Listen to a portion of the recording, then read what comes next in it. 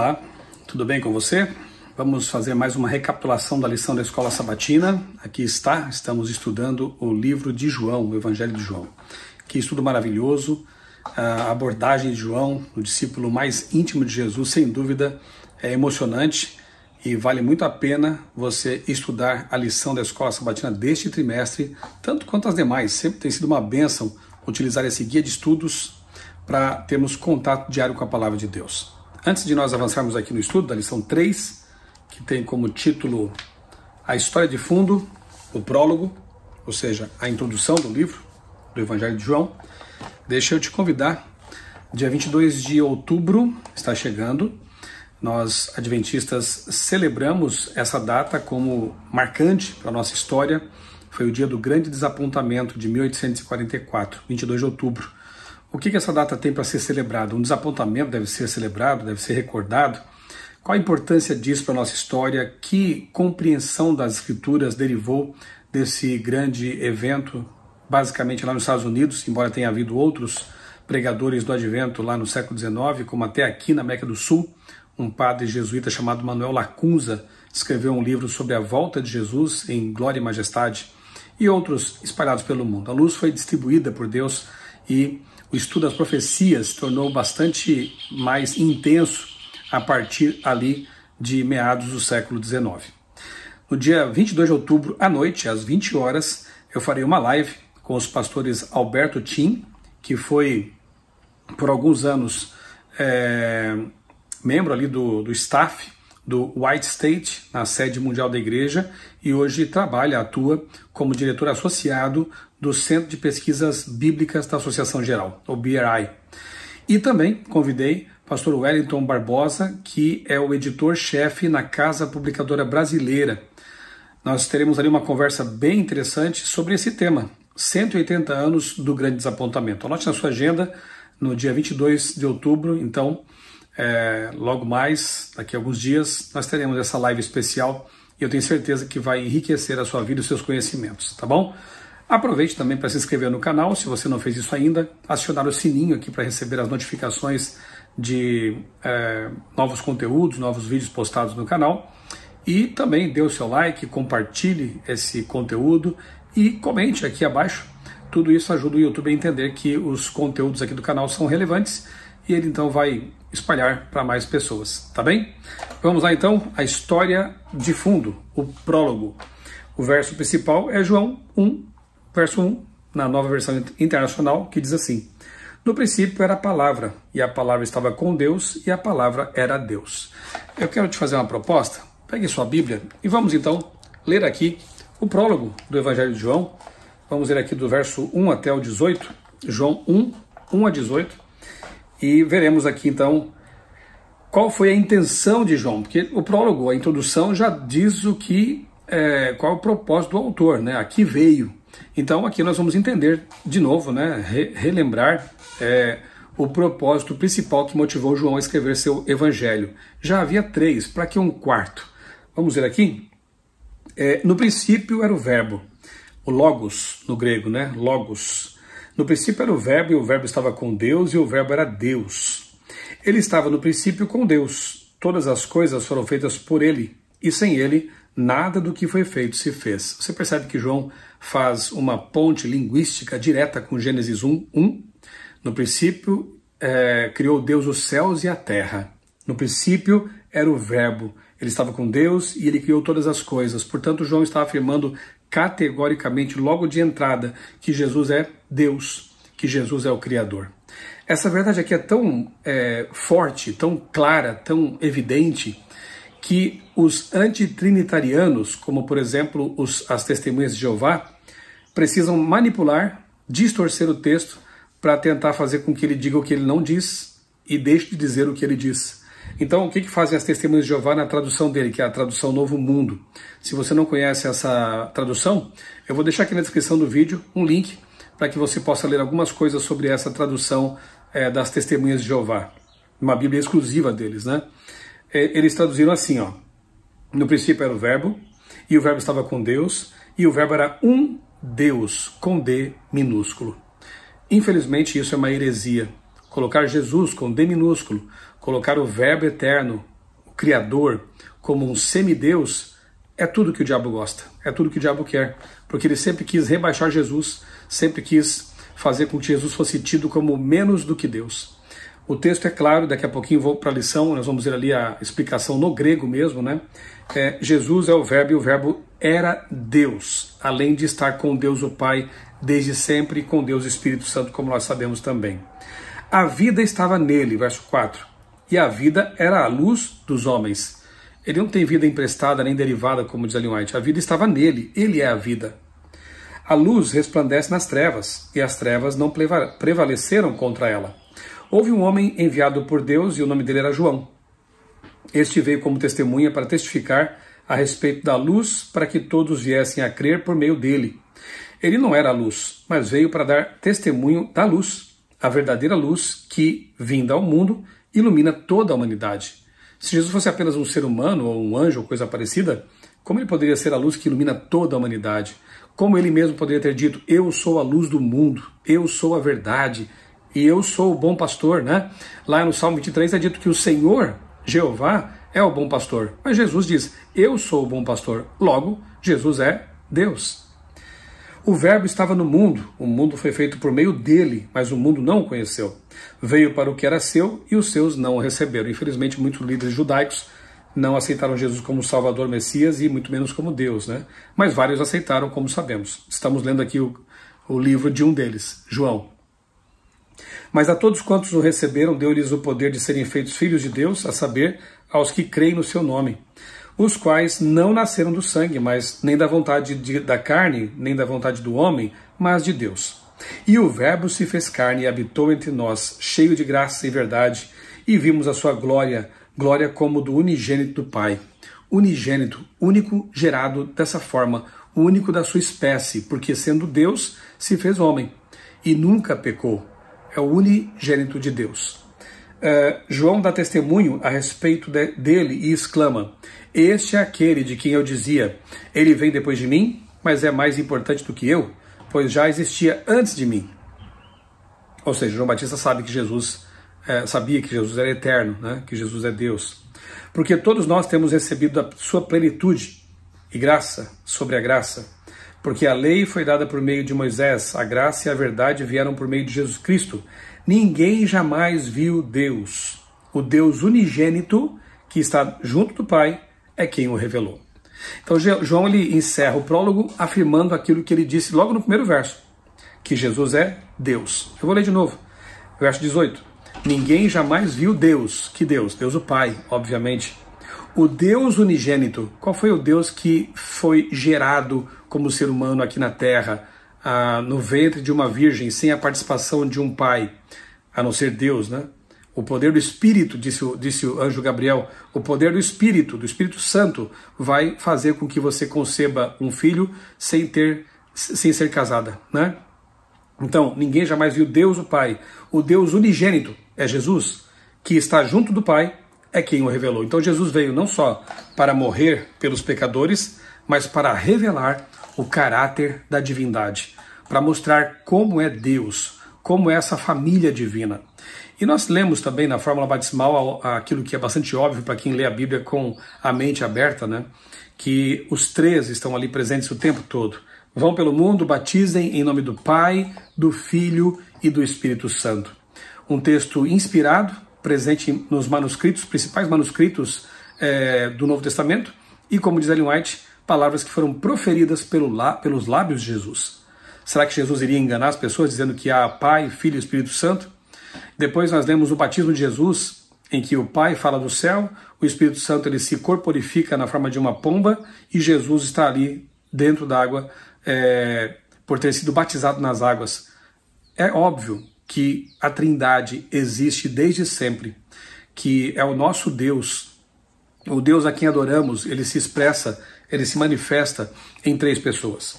Vamos lá então para algumas considerações aqui com respeito ao que a lição traz. Tem muita coisa importante e interessante aqui na lição dessa semana. Domingo, no princípio, o Logos divino. Eu vou ler alguns trechos que eu sublinhei, na verdade vai ser até difícil porque tem muita coisa aqui que é digna de nossa atenção. Por exemplo, Primeiro, o evangelista remete à história da criação. No princípio, a palavra existia antes do início do universo. João mostra a existência eterna de Jesus. Tem um pessoal aí que é semi-ariano, né, que na verdade é uma heresia. O arianismo foi justamente a tentativa de Ário de quebrar essa crença bíblica de que há 3 pessoas na divindade que nós adoramos. Então, Ário foi combatido pelos cristãos, por outros bispos da igreja, e a ideia dele não prevaleceu porque era uma heresia. E existe o semi-arianismo, que coloca Jesus como sendo um semideus, alguma coisa assim, como se ele tivesse sido gerado na eternidade passada. Bom, se Jesus tivesse sido gerado em algum momento, criado pelo Pai em algum momento, como ele poderia ter criado todas as coisas? Ele mesmo seria uma criatura? Como ele seria o alfa e o ômega do Apocalipse? Teria que ser o beta e o ômega, né? O segundo, ou algo assim. Mas eu repito, a Bíblia, ela diz que Jesus é eterno, que ele não teve princípio de dias. E Ellen White, ela reafirma essa verdade, obviamente, ao dizer que ele não tem vida derivada, vida emprestada, que ele é tão eterno quanto Deus o Pai e também o Espírito Santo. Então, a lição ela nos traz de volta essa verdade óbvia na Bíblia, de que o próprio Deus veio morrer por nós. Deus, o Pai, não criou um semideus para morrer em nosso lugar. O que você pensaria, digamos que um pai chegasse ali em frente a uma casa em que seus filhos estão lá presos e ela está pegando fogo, então o pai chamasse o vizinho para ir lá salvar os filhos. Estranho, não? Na verdade, o pai de verdade iria enfrentar as chamas para salvar os filhos. Agora pense, Deus, o Pai, vê a humanidade agora entregue ao pecado, cria o semideus e diz, morra por eles. Você aceitaria algo assim? Você creria no amor de Deus, que ele estaria disposto a ir às últimas consequências por você? Pois é, mas quando entendemos que o próprio Deus, na pessoa do Filho, de Jesus Cristo, veio e morreu por nós, isso tudo faz uma diferença enorme. O próprio Deus morreu na cruz para nos salvar. Bem, então o escritor diz, e a palavra era Deus. Mas como pode a palavra estar com Deus e ao mesmo tempo ser Deus? A resposta é encontrada no texto original, grego. A língua grega possui artigo definido, o, a, etc. Mas não um artigo indefinido, uma, etc. E aqui já desmonta a tradução adulterada, né, da Bíblia das Testemunhas de Jeová, porque eles colocaram um Deus. Esse não está no original. A língua grega possui artigo definido, mas não indefinido. Em nosso estudo, é importante observar que o artigo definido grego indica algo específico, uma pessoa ou um objeto em particular. O texto original grego diz literalmente, a palavra estava com o Deus. Como o termo Deus tem artigo definido, ele aponta para uma pessoa específica, Deus o Pai. Isto é, a palavra estava com o Pai. Por outro lado, na frase e a palavra era Deus, o termo Deus não contém o artigo definido, o que nesse contexto aponta para as características divinas. Em resumo, Jesus é Deus, não o Pai, mas o divino Filho de Deus, a segunda pessoa da divindade. Então Jesus não é o Pai não é Jesus, o Espírito Santo não é Jesus, o Espírito Santo não é o Pai, os 3 são Deus. E aqui João está apresentando a verdade fundamental de que Jesus estava com o Pai e Jesus também era Deus, ok? O apóstolo reforça essa ideia em João 1, 3 e 4, pois diz que Jesus é o Criador de todas as coisas. Tudo que antes não existia, mas que passou a existir, só teve início por meio de Jesus, o Deus Criador. Desde os dias da eternidade, são palavras aqui de Ellen White, no livro Desejado às Nações, página 9, preste bem atenção. Desde toda a eternidade, Cristo era um com o Pai. Era a imagem de Deus, a imagem de sua grandeza e majestade, o resplendor da glória divina. Há muitos textos em que Ellen White afirma a eternidade e a divindade de Jesus. E aí alguns mal intencionados pegam um texto em que ela diz que Jesus é Miguel, a Bíblia diz isso, na verdade, né? E Ellen White ela explica isso, e que então ele tinha essa forma de anjo para acusar falsamente a Igreja Adventista de ensinar que Jesus seria apenas um anjo, um ser criado, um ser menor. Estamos estudando agora essa lição e que bom, né? Porque mais uma vez temos a oportunidade de deixar bem claro que nós, adventistas, cremos que Jesus é eterno como o Pai e o Espírito, que Jesus é Deus pleno. Nós não cremos num Deus menor, porque ele se assume também como anjo. Tanto quanto não cremos que Jesus seria menos do que o Pai, porque ele é chamado e conhecido como Filho do Homem. Porque ele veio à Terra como homem, ali estava 100% Deus, 100% homem, ali estava Deus na forma humana. Assim, no céu, entendemos que Jesus, ele tinha ali a sua forma de anjo para ser o verbo diante dos anjos, para ser aquele ser da divindade que se relaciona mais de perto com suas criaturas, e por isso a Bíblia o chama de Miguel. E geralmente no contexto de batalha contra Satanás.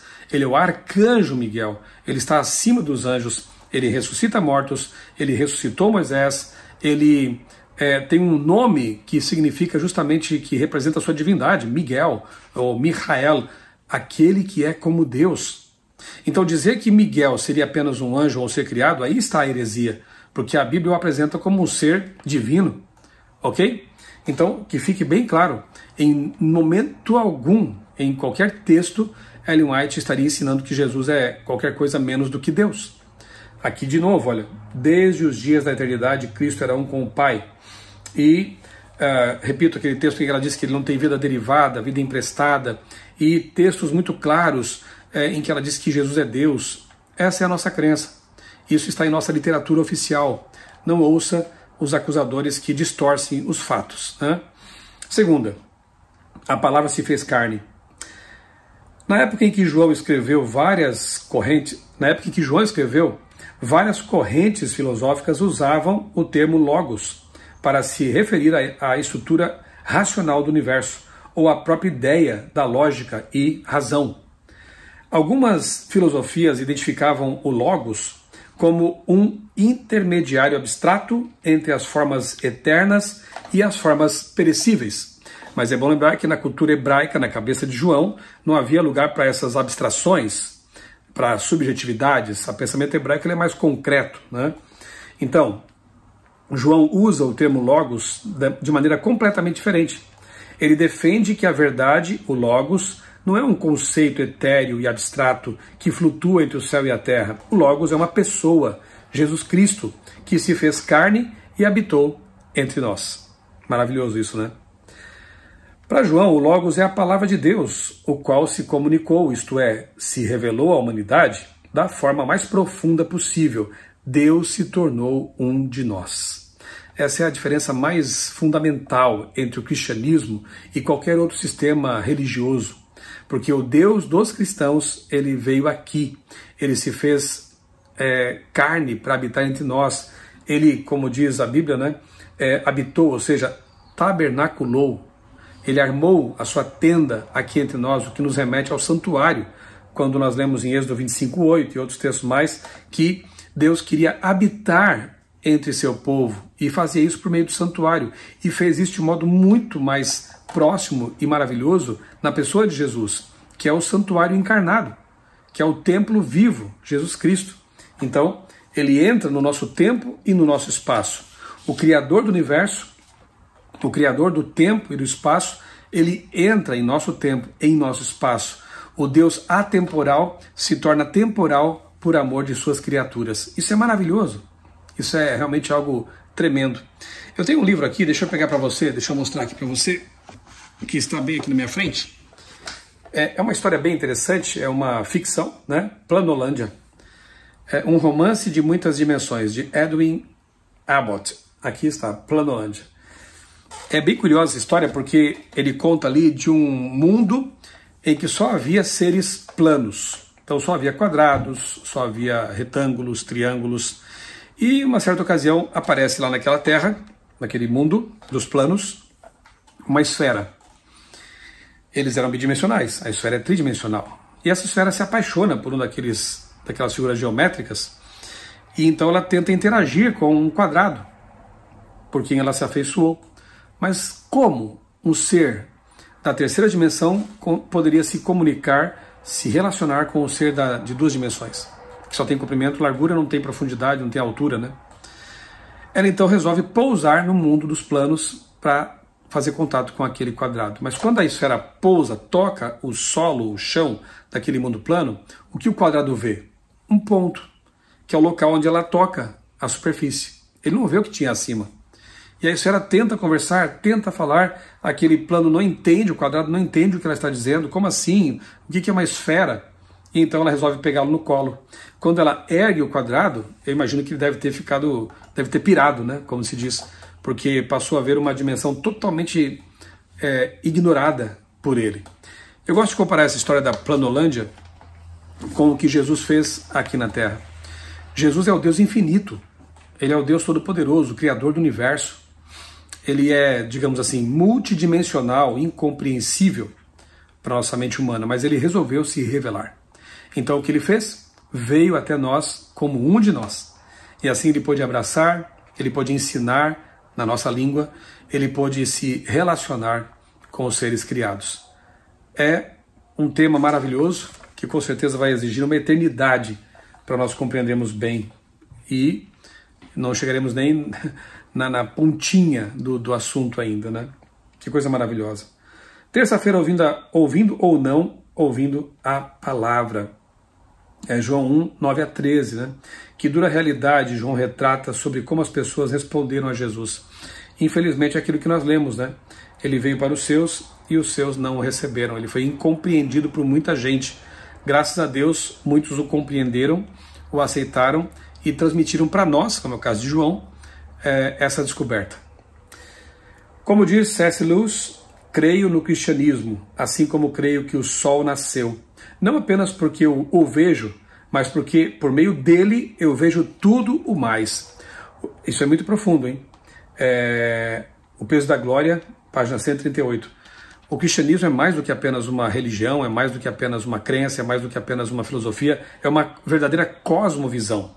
E quando você compreende isso, você passa a enxergar o mundo por meio desses óculos chamados cristianismo bíblico. Quando você incorpora em sua vida os valores do reino de Deus, você passa a ver o mundo com essas lentes. E aí tudo faz sentido, tudo fica diferente. Então não encare o cristianismo como apenas uma religião, apenas um sistema. Não é isso, né? É você realmente abraçar essa pessoa maravilhosa de Deus, Jesus Cristo, e passar a ver o mundo com as lentes que ele fornece. Isso a gente chama de cosmovisão. Aqui está a ligação entre o prólogo e a conclusão do Evangelho. Em João 20:31, o apóstolo explica por que escreveu o seu livro. Assim, a introdução e a conclusão do Evangelho formam uma espécie de unidade, apresentando conceitos relacionados que abrangem tudo o que está entre ambas. Essa ligação aponta para o objetivo central do Evangelho de João, que as pessoas sejam salvas crendo em Jesus como Salvador. Vamos ver esse texto? João capítulo 20, lá para o final já do Evangelho, né? João 20, 31, que como diz a lição, conecta com o prólogo, né? 20, 31 diz assim... Bom, vou ler o 30 também, tá? Na verdade, Jesus fez diante dos seus discípulos muitos outros sinais, que não estão escritos neste livro. Estes, porém, e nós já sabemos que João registrou 7 sinais miraculosos de Jesus, né? Estes, porém, foram registrados para que vocês creiam que Jesus é o Cristo, o Filho de Deus, e para que, crendo, tenham vida em seu nome. Aqui está o propósito de João, registrando esses sinais, ensinamentos de Jesus, o seu testemunho pessoal a respeito de Jesus. Ele queria que as pessoas crescem e tivessem vida em Cristo. Vida abundante aqui e vida eterna. É com essa perspectiva que temos que ler o livro de João, o Evangelho de João. Saber qual é o seu propósito, né? Aí na quarta-feira nós temos aqui temas recorrentes, né? Fé, incredulidade. A lição apresenta aqui 1, 2, 3 passagens para que nós possamos ter contato com essa questão, né? Fé versus incredulidade. E diz assim que ser alguém que crê em Jesus é algo que fazemos. E isso se expressa na maneira de viver, não apenas em um conjunto de crenças. O diabo também crê em Jesus, como diz Tiago 2,19. Então, aqui nós estudamos nesse dia, na quarta-feira, a diferença entre crer de verdade em Jesus e apenas saber que ele existe. Muita gente admite que Jesus existe, que existiu, que existiu, né? Porque o Jesus histórico é fato. Existem testemunhos em outras literaturas, até pagãs, romanas, né? O historiador Flávio Joséfo, judeu, falou de Jesus. Então, o Jesus histórico é inegável. Agora, o que isso muda na vida de uma pessoa? Saber que Jesus existiu.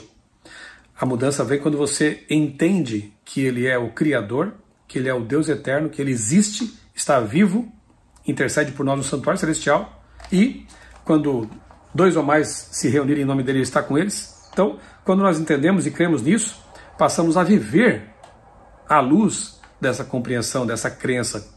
Eu falei e repito, para um judeu como João, as coisas são mais concretas. Então, amar não é só sentir, é fazer, é se comprometer.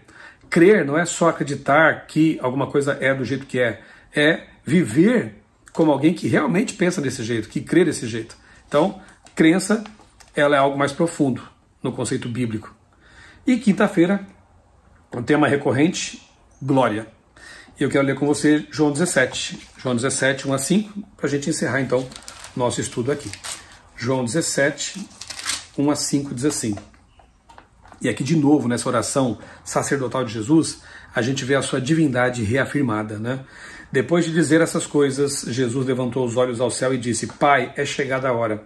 Glorifica o teu Filho, para que o Filho glorifique a ti, assim como lhe deste autoridade sobre toda a humanidade, a fim de que ele conceda a vida eterna a todos os que lhe deste. E a vida eterna é esta, que conheçam a ti, o único Deus verdadeiro, e a Jesus Cristo a quem enviaste. Eu te glorifiquei na terra, realizando a obra que me deste para fazer. E agora, ó Pai, glorifica-me contigo mesmo, com a glória que eu tive contigo, junto de ti, antes que houvesse mundo. Se Jesus não fosse Deus, essa oração seria muito estranha, né?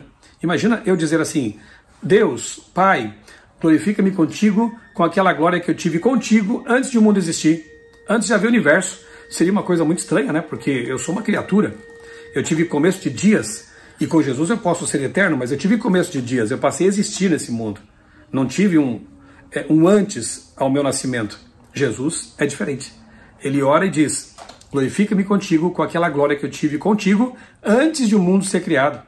Ou seja, é como diz Miqueias 5:2 também, né? Ele vai nascer em Belém, hein? Mas suas saídas ou origens são desde os tempos da eternidade. Miqueias está chamando a atenção para o fato de que Jesus iria nascer em Belém, como as profecias apontavam, mas que os leitores não esquecessem de que ele é eterno. Então essa é a verdade bíblica, né? Essa ideia é bastante paradoxal, porque a crucificação era a forma de execução mais vergonhosa e humilhante no antigo mundo romano. Esse incrível contraste, Deus na cruz, ilustra o entrelaçamento do enredo da história humana com a história divina, porque quando a gente lê, né, o texto, a gente entende que a forma mais incrível com que Jesus foi glorificado foi justamente com a cruz, que era um instrumento de tortura, de humilhação, mas ali Jesus foi glorificado perante o universo. É bastante irônico. A suprema glória de Deus é revelada em sua maior vergonha, carregando sobre si mesmo os pecados do mundo. Então a cruz de Cristo é a resposta para toda dúvida, para a nossa condição de pecadores, para a salvação da ovelha perdida que é o planeta Terra. Louvado seja Deus, porque o nosso Criador veio aqui, esteve conosco, morreu por nós, prometeu voltar, e enquanto não vem, ele restaura vidas. Ele pode restaurar a sua vida também. Ele pode recriar você segundo a vontade dele. Aceite Jesus como seu Salvador. Vamos orar? Bondoso Deus, maravilhoso Pai, muito obrigado, Senhor, por mais esse estudo em que nós relembramos a verdade maravilhosa de que Jesus é Deus, pleno, e veio à humanidade como um ser humano pleno para morrer por nós, pecadores. Ele troca a sua dignidade, seus méritos, porque nunca pecou, com a nossa indignidade, com o nosso pecado, e assim nos oferece a vida eterna. Obrigado, Senhor, por essas verdades maravilhosas contidas em Tua Palavra. Obrigado pelo Evangelho de João, e que nós dediquemos esse trimestre para estudá-lo a fundo, para conhecer mais e mais essa mensagem maravilhosa de uma testemunha ocular, e assim amarmos ainda mais o nosso Salvador, Senhor e Criador, Jesus Cristo. É em nome dele que nós oramos e te agradecemos tudo. Amém. Um abraço para você, Deus abençoe grandemente a sua vida e também a sua família.